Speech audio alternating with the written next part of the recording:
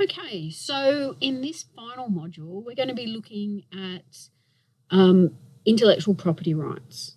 Okay, and this can include a whole range of issues.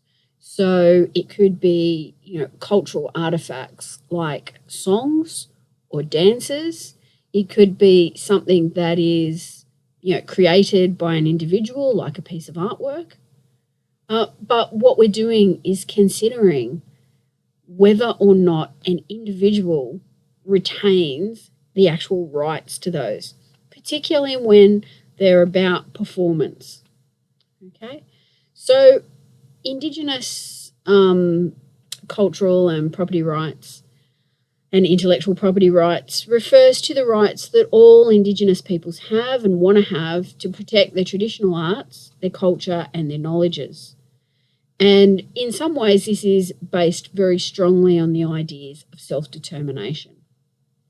So it covers things that, we might expect, like writing or poetry, but it also covers, things like sacred sites and burial grounds and things like sound recordings, which might even not be necessarily us, but might be, an ancestor in our family. Who has the rights to this information? So there are laws all over the world known as intellectual property laws, and they protect some of the things that people produce. But they don't protect all forms. And in particular, in the Australian context, they don't protect communal rights, okay, because they simply don't recognise them. And this is a problem for a holistic communal culture. All right, so things that are protected are things like musical, dramatical, literary, or artistic works. And they do protect them in an individual sense. They also protect designs that come under the Designs Act. And sometimes things like medicines and treatments. However, you often have to apply for a patent, and this may or may not be granted, particularly if it's multi-generational knowledge. So we really do need to acknowledge that there is a whole range of exploitation that occurs in terms of, the marketing, sale, and representation of Indigenous intellectual cultural property rights. And that there's no legislation in New South Wales or Australia that allows Aboriginal people to make claim over private freehold land if it contains sites. And in some ways, that really problematises things for us like the Declaration on the Rights of Indigenous People, because, they hold that things like sacred sites are incredibly important. And yet there's a bit of a clash there, or a disjuncture between the Western forms of property and the Indigenous forms of property. All right, so the Declaration, sometimes referred to as UNDRIP, does hold things like Indigenous peoples have the right to practice and revitalise their cultural traditions, and, that they have the right to maintain, protect and develop the different manifestations of their culture. But it also says that states need to respect these cultural elements as well. And we see this extended in Article 31, where it's not just that they have the right to these expressions, but also things like the manifestation of their sciences, technologies and cultures. And that includes things like human and genetic resources, seeds, medicine, and their knowledge about animals and plants. Okay? And what we often see is examples where these rights are not protected. We can then see that in a national sense, there are specific laws about heritage. And heritage consists of intangible and tangible aspects of the whole body of cultural practices and knowledges. Okay, and so there's a link there that you can have a look at to the federal heritage page that explains that in much greater detail and also give some case studies. Okay. So heritage protection, we can see has been in place for, not a long time, but if we look, for instance, at the 1984 Act, it allowed for the protection of traditional areas and objects of significance. And we've seen, for instance, a case recently, like a women's birthing tree in Victoria, where Aboriginal people tried to assert rights. So what rights do Indigenous peoples want recognised? And let's remember that, this is diverse. But generally, Aboriginal and Torres Strait Islander people would like to own their own cultural and intellectual property, to define what constitutes that, to protect it and be recognised as guardians, and, to authorise the different ways in which this might be used commercially.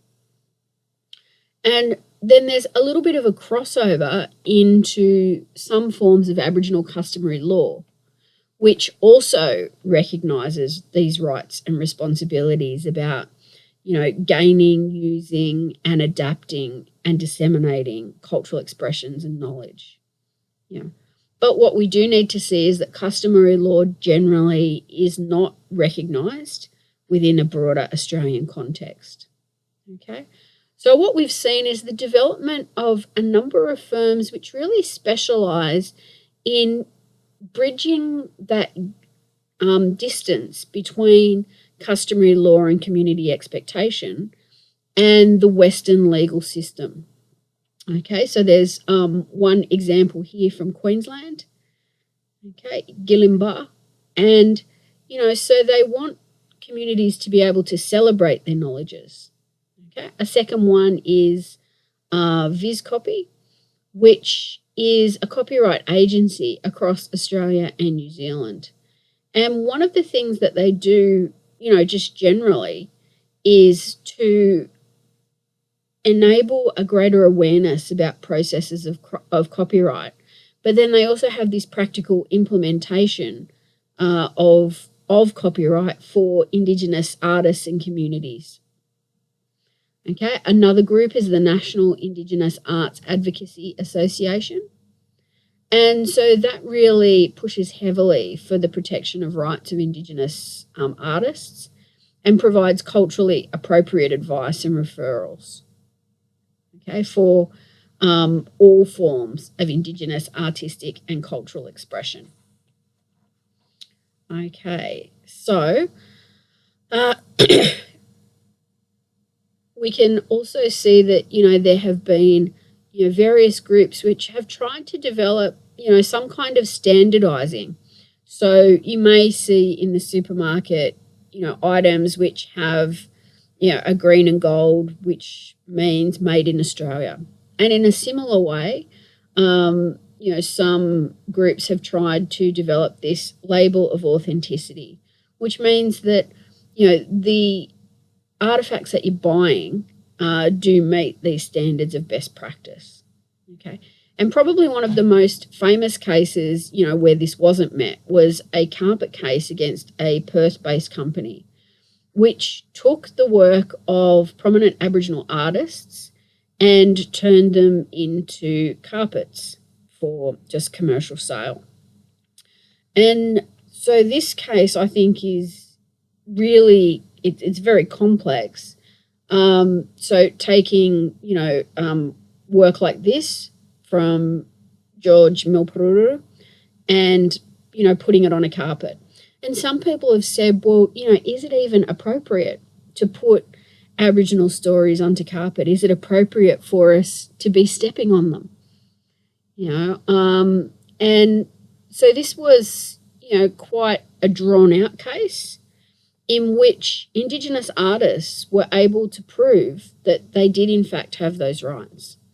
So another company which specialises in Indigenous cultural and intellectual property rights is Terry Janke and Company, and it's a specialist Indigenous law firm. Okay, so whereas the others are providing the information, this law firm is not only providing information, it's also actually enacting some of the legal issues as well.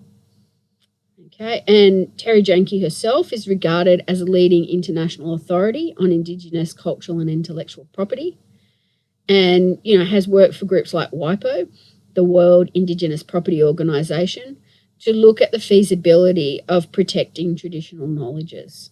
Okay, so these again cross not just national but also international boundaries. Okay, so a really, I think accessible work is the Official Guide to Copyright Issues for Australian Schools and TAFE. So you might want to have a look at that. And I think it's particularly important, when you do think, I'd like to, put an Indigenous perspective in what I'm doing. What should you do in terms of, for instance, using an image? These are the kind of texts that will give you some insight into that. You can also get advice from the Australian Council of the Arts and their Indigenous programs. So this supports all Indigenous art forms, but they also have, various online resources that talk about the links between art, culture, land, and law, and how the industry can be developed. Okay. Now, another issue, which has come under this is, what is the right that Indigenous peoples have to have human remains repatriated to communities? Okay, so museums and, libraries and universities often still argue that there's a benefit to science for these different items. And communities have to argue that, in fact, they have the rights for these remains to be repatriated, and that this fits with the cultural, that these remains are an example of cultural property, and that this should be respected. And you'll see this actually quite often emerge on the news.